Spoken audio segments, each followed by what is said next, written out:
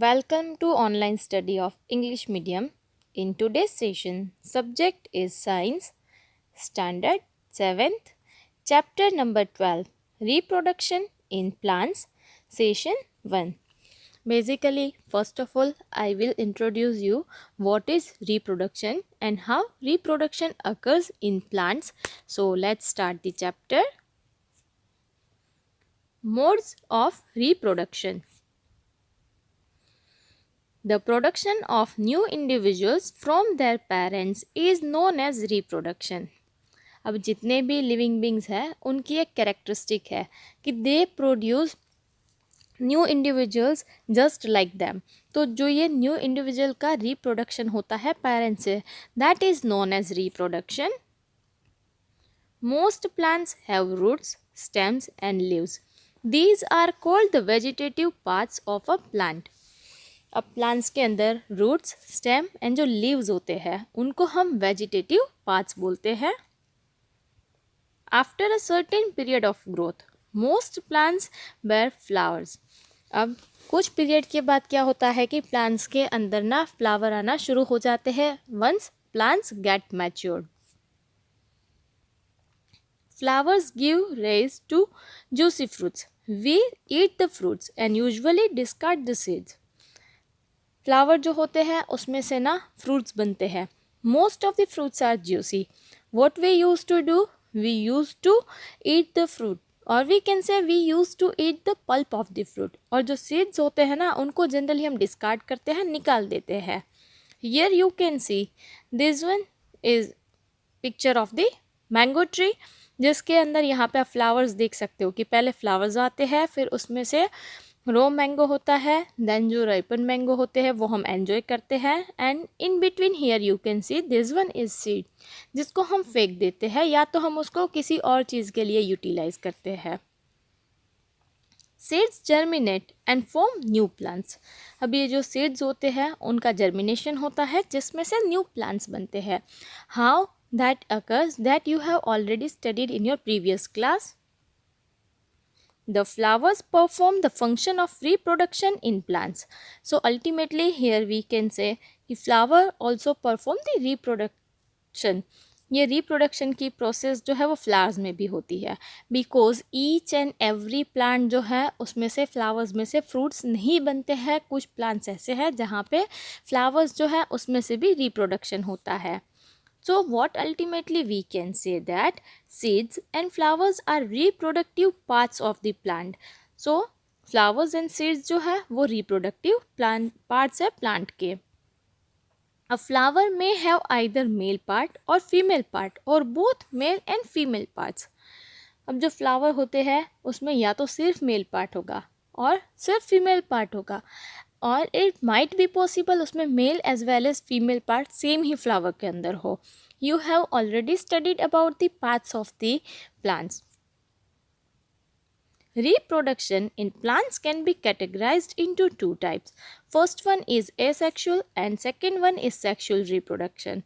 अब plants के अंदर जो reproduction है उसको हम दो कैटेगरी के अंदर डिवाइड कर सकते हैं, sexual and asexual reproduction. In asexual reproduction, plants can give rise to new plants without seeds. As I have explain you earlier कि फ्लावर्स और सीड्स जो है ना वो जनरली रिप्रोडक्टिव पार्ट्स है. बट अगर रिप्रोडक्टिव पार्ट्स के बिना ही अगर प्लांट्स जो है उसमें से न्यू प्लांट का डेवलपमेंट होता है then it is known as asexual reproduction.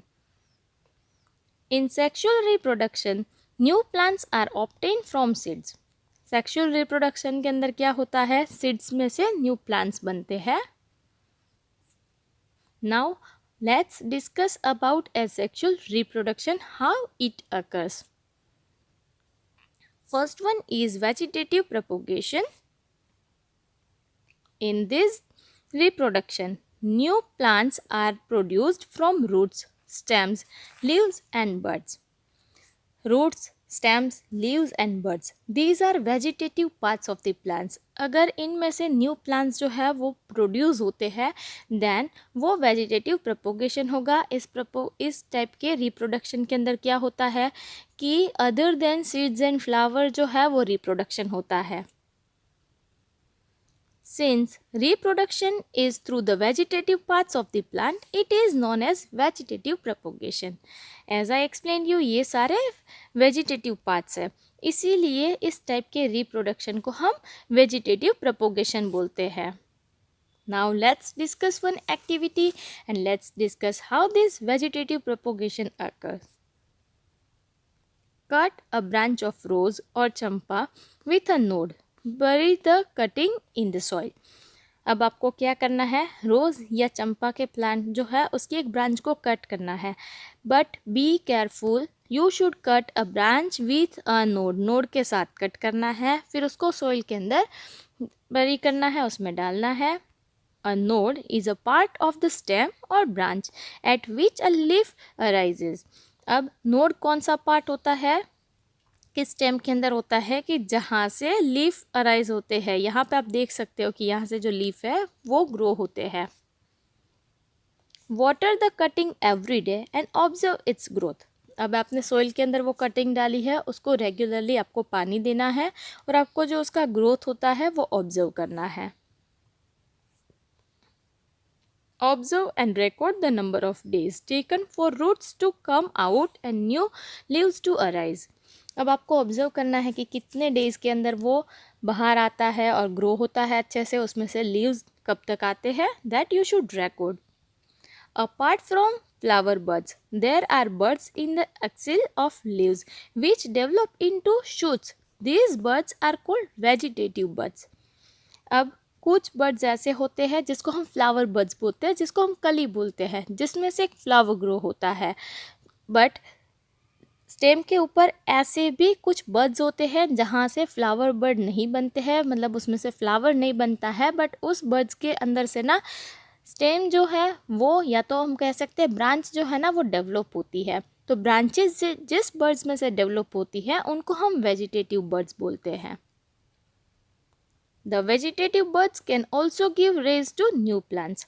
Vegetative birds में से भी new plants बन सकते हैं. Now, activity number 2. Take a fresh potato. Observe the scars on it with the help of a magnifying glass. अब आपको एक फ्रेश पोटैटो लेना है और उसके ऊपर स्कार्स जो होते हैं ना वो मैग्नीफाइंग ग्लास से आपको ऑब्जर्व करने हैं. What you would observe? These scars are also called eyes. अब ये जो स्कार्स होते हैं ना उनको हम आइज़ भी बोलते हैं. इवन आप घर के अंदर पोटैटो फ्यू डेज़ के लिए ऐसे ही रख दोगे तो धीरे धीरे ये स्कार्स जो है वो डेवलप होते हैं, जिनको हम आइज़ बोलते हैं. Cut a few piece of a potato each with an eye and bury them in the soil. Water the pieces regularly for a few days and observe their progress. अब आपको क्या करना है कि पोटैटो जो है ना उनको कट करना है, बट हर एक पीस के अंदर ना आई आनी चाहिए. That you should be consider, वो आपको ध्यान रखना है और ऐसे ही उसकी कटिंग करनी है. फिर उस कट किए हुए पोटैटोज़ को ना आपको सोइल में रखना है, उसको अच्छे से पानी देना है. फिर आपको प्रोग्रेस जो है वो ऑब्जर्व करनी है कि कितने डेज़ में उसमें से लीव्स आएंगे. हियर यू कैन सी ये आइज़ जो है उसमें से धीरे धीरे जर्मिनेशन स्टार्ट होगा और न्यू प्लांट जो है उसमें से ग्रो होना स्टार्ट करेगा. Bryophyllum that is sprout leaf plant has buds in the margin of the leaves. अब ब्रायोफिलियम जो है जिसको हम लीफ के स्प्राउट्स भी बोल सकते हैं, उनके ऊपर बर्ड्स होते हैं. Here you can C leaf birds. ये लीफ के जो बर्ड्स है उनमें से भी न्यू प्लांट जो है वो डेवलप होते हैं. If a leaf of this plant falls on a moist soil, each bird can give rise to a new plant. अब सपोज़ यहाँ से ये बर्ड जो है उसके ऊपर से ये लीफ अगर टूट के नीचे जाता है और सोइल जो है वो मॉइस्चर कंटेंट वाली है, देन उसके अंदर से भी एक न्यू प्लांट जो है वो ग्रो हो सकता है. Here you may have observed कि यहाँ पे male as well as female part की कोई रिक्वायरमेंट नहीं है.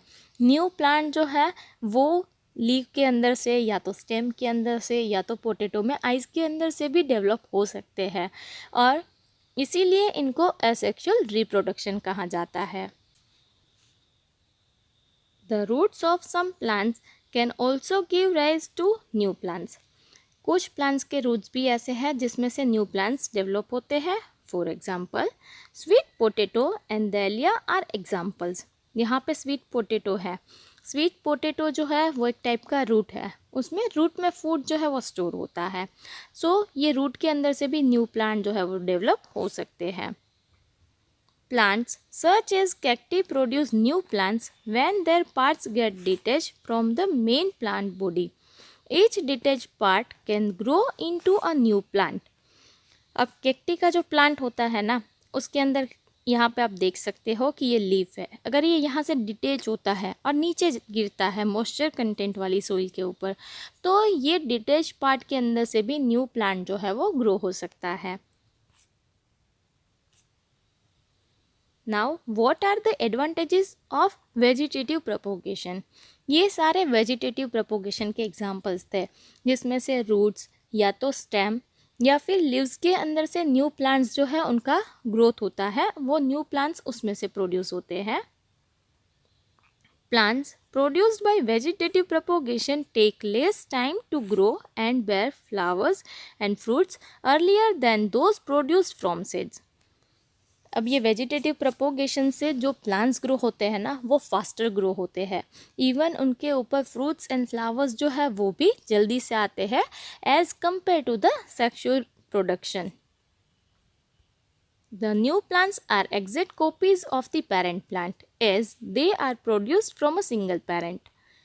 अब ये जो है वेजिटेटिव प्रोपोगेशन वो असेक्सुअल रिप्रोडक्शन का एग्जाम्पल है, जिसमें से सिंगल पेरेंट के अंदर से ही न्यू जो है वो प्लांट रिप्रोड्यूस होता है। सो यहाँ पे जो भी न्यू प्लांट डेवलप होता है वो अपने पेरेंट्स का एग्जैक्ट कॉपी होता है। वाइल सेक्सुअल रिप्रोडक्शन जब आप स्टडी करोगे प्लांट्स का, तब आपको पता चलेगा जिसमें male as well as female दोनों पार्ट की रिक्वायरमेंट होती है। सो न्यू प्लांट जो है उसमें हो सकता है कि it would be the copy of the mother plant or it would be the copy of father plant. Even it might be possible कि उसमें mother and father दोनों के combined characteristic हो। Now let's discuss what is budding. Yeast grow and multiply every few hours if sufficient nutrients are made available to them. yeast जो है ना वो grow होती है और मतलब एवरी फ्यू आवर्स के अंदर वो मल्टीप्लाई होती रहती है, फास्टर ग्रो होती है अगर उनको सफिशिएंट हम न्यूट्रिएंट्स प्रोवाइड करें। Yeast is a single celled organism. Yeast जो है वो सिंगल सेल्युलर ऑर्गेनिज्म है। Now let's perform one activity to understand कि ये यीस्ट ग्रो कैसे होती है। Take a piece of yeast cake और yeast powder from a bakery और अ केमिस्ट शॉप। अब आपको केमिस्ट की शॉप से या तो बेकरी से यीस्ट पाउडर जो है वो रेडीमेड मिल जाता है, या तो यीस्ट की केक मिलेगी। Take a pinch of yeast and place it in a container with some water. Add a spoonful of sugar and shake it to dissolve it. अब आपको 1 पिंच जो है वो यीस्ट लेनी है, उसमें पानी के अंदर वो ऐड करनी है, साथ में 1 स्पून भर के उसमें शुगर ऐड करनी है। सबको अच्छे से हिलाना है ताकि सब डिज़ोल्व हो जाए। Then what you need to do, keep it in the warm part of a room. After an hour put a drop of this liquid on a glass slide and observe under a microscope. अब आपको ये जो liquid आपने prepare किया है ना वो warm part के अंदर रखना है, और 1 आवर के बाद आपको क्या करना है, उसमें से एक लिक्विड लेना है और ग्लास साइड के ऊपर रख के माइक्रोस्कोप में ऑब्जर्व करना है। लेट्स सी क्या ऑब्जर्व करने को मिलेगा। The small bud like projection coming out from the yeast cell is called a bud. अब बल्ब जैसा एक प्रोजेक्शन अगर आप देखोगे ना तो छोटा सा ऐसे बर्ड निकलता है। Here this one is the developing bird. ये बर्ड धीरे धीरे डेवलप होगा, फिर ये न्यू जो ये बर्ड है ना वो कम्प्लीटली डेवलप हो जाएगा, फिर पूरी चैन बनती है ऐसे। The bud gradually grows and gets detach from the parent cell and forms a new yeast cell. अब ये बर्ड जब कम्प्लीटली डेवलप होता है ना तब यीस्ट से डिटेच हो जाता है, अलग हो जाता है, फिर वो एज एन इंडिविजुअल सर्वाइव करता है। सो इस तरीके से जो यीस्ट है उसमें से न्यू जो यीस्ट है वो प्रोड्यूस होती है। The new yeast cell grows, matures and produces more yeast cells. अब क्या होगा, ये जो बर्ड है वो पूरा मैच्योर हो जाएगा, वो भी पूरा यीस्ट बन जाएगा। फिर उसमें से भी ऐसे ही बडिंग की प्रोसेस जो है वो कंटिन्यूअस चलती है और मोर यीस्ट सेल्स जो है वो प्रोड्यूस होते रहते हैं। If this process continues, a large number of yeast cells are produced in a short time. अगर ये प्रोसेस कंटिन्यूस चलती रही तो मतलब फ्यू आवर्स के अंदर ही बहुत सारे यीस्ट के सेल्स जो है वो प्रोड्यूस होते हैं। यीस्ट जो है वो फर्मेंटेशन के अंदर हेल्पफुल होती है, इसीलिए बेकरी के प्रोडक्ट्स के अंदर यीस्ट को यूज़ किया जाता है। यीस्ट से क्या होता है कि जो ये बेकरी आइटम्स होती है ना, केक है, फिर ये ब्रेड है, ये सब स्पॉन्जी होता है। Next one is fragmentation. Slimy green patches in ponds or in other stagnant water bodies are the algae. अब आपने कहीं पे भी वाटर बॉडीज़ जो स्टैगनेंट है, जो ऐसे ही पूरा पानी भरा हुआ है, वो अगर देखा होगा तो आपने वहाँ पे ग्रीन पैचेस जो है वो ऑब्जर्व किए हुए होंगे, वो अलगी होती है। Here you can see the picture of algae. बहुत सारी अलगी जो है ग्रीन पैचेस आपको यहाँ पे दिख रहे हैं। When water and nutrients are available, algae grow and multiply rapidly by fragmentation. अब उसको जब वाटर मिलता है और सफिशिएंट न्यूट्रिएंट्स मिल जाते हैं तो ये भी रैपिडली ग्रो होती है और ये भी मल्टीप्लाई होती है, मतलब फास्टर ग्रो होती है। और ये जिस प्रोसेस से ग्रो होती है उसको फ्रेगमेंटेशन बोला जाता है। An algae breaks up into two or more fragments. These fragments or pieces grow into new individuals. अब algae क्या होती है, ब्रेक हो जाती है। Here you can see algae जो है दो पार्ट के अंदर ब्रेक हो गई, फिर ये दोनों अपने हिसाब से न्यू इंडिविजुअल की तरह जो है वो ग्रो होते हैं। जैसे ही ये मैच्योर हो जाएंगे फर्दर इनका डिवीजन होगा। तो ये फ्रेगमेंटेशन की प्रोसेस जो है वो कंटिन्यूसली चलती है। Now next one is spore formation. अब स्पोर्स जो है वो कैसे फॉर्म होते हैं। The fungi on a bread piece grow from spore which are present in the air. You may have observe कि अगर ब्रेड जो है ना उसके ऊपर मॉइस्चर कंटेंट होगा, स्पेशली रेनी सीजन के अंदर आप एयरटाइट कंटेनर में ब्रेड को पैक करके रखोगे तो क्या होगा, उसके अंदर ना स्पोर्स फॉर्म होते हैं। आपको छोटे छोटे डॉट्स दिखाई देंगे कलरफुल, लाइक दिस वन, ये फंगी है। When spores are released, they keep floating in the air. अब ये स्पोर्स जो है ना, अगर आप उसको ओपन प्लेस पे रखोगे ना तो ये काफ़ी लाइट वेटेड होता है। दैट्स वाई ये एयर के अंदर फ्लोट करते हैं।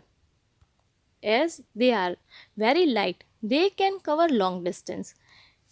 ये काफ़ी लाइट वेटेड होते हैं ना, इसीलिए लॉन्ग डिस्टेंस कवर कर सकते हैं और किसी और प्लेस पे भी पहुंच के वहाँ पे भी इनका जो ग्रोथ है वो स्टार्ट होता है। The spores are asexually reproductive bodies. Each spore is covered by a hard protective coat to withstand unfavorable conditions such as high temperature and low humidity. ये स्पोर्स जो है वो एसेक्सुअल रिप्रोडक्टिव बॉडीज़ है, because एक spore में से दूसरा spore बनता है और इनके ऊपर ना एक हार्ड कवर होता है, जिससे ट्रैवलिंग टाइम के अंदर कुछ अनफेवरेबल एटमॉस्फेरिक कंडीशन आती है, जैसे कि टेम्परेचर अगर इंक्रीज़ हो जाता है या तो ह्यूमिडिटी लो होती है, then also they can survive. Because इनका सर्वाइवल के लिए ना टेम्परेचर जो है वो लो होना चाहिए और ह्यूमिडिटी हाई होनी चाहिए। जनरली रेनी सीजन के अंदर एटमॉस्फेयर के अंदर ह्यूमिडिटी ज़्यादा होती है, that's why mostly rainy season के अंदर आपको फंगी जो है वो देखने को मिलती है। इवन लेदर का अगर कोई मटेरियल है तो उनके ऊपर भी फंगी हो जाती है। Under favourable conditions a spore germinates and develops into a new individual. Plants such as moss and ferns also reproduce by means of spores. अगर फेवरेबल कंडीशन मिलती है ना तो ये स्पोर जो है उनका जर्मिनेशन स्टार्ट होता है, उसमें से न्यू इंडिविजुअल्स बनते हैं। लाइक हियर यू कैन सी कि ये पूरी ब्रेड है, उसमें बहुत सारे स्पोर्स हैं। अगर आप इनको माइक्रोस्कोप के अंदर ऑब्जर्व करोगे तो आपको यहाँ पे देखने को मिलता है कि बहुत सारे इसके अंदर से जर्मिनेशन होता है और न्यू इंडिविजुअल्स बनते हैं। So this was all about the asexual reproduction in plants. In the next session, I will explain you about the sexual reproduction thank you.